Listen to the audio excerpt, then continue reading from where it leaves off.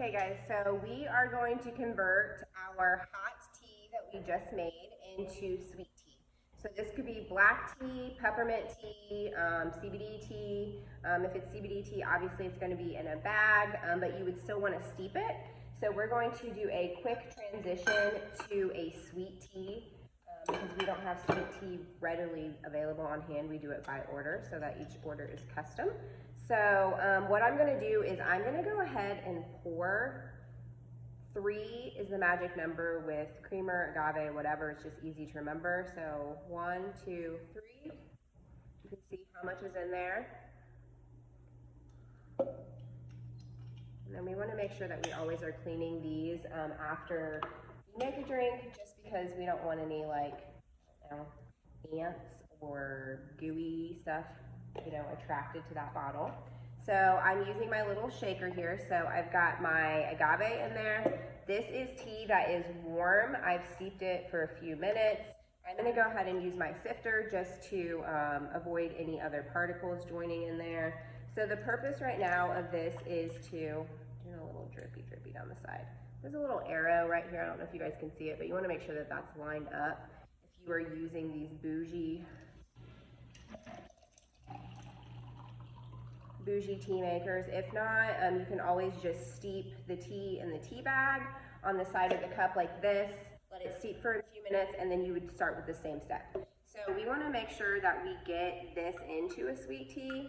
So what we're doing is we're just blending up that agave. So making sure that that is nice and blended. We also have stevia, so if they don't want stevia, we don't just carry regular sugar as of right now, just because we try to be a little bit more fancy. I'm going to add a tad bit. Do another 3.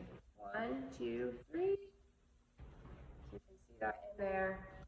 So I would say 6 is like the max, because this is extra potent, extra sweet. So I'm going to just stir that up again. I've got some ice cubes right here on the side. And I am going to actually pour this into a to-go cup just because it makes more sense.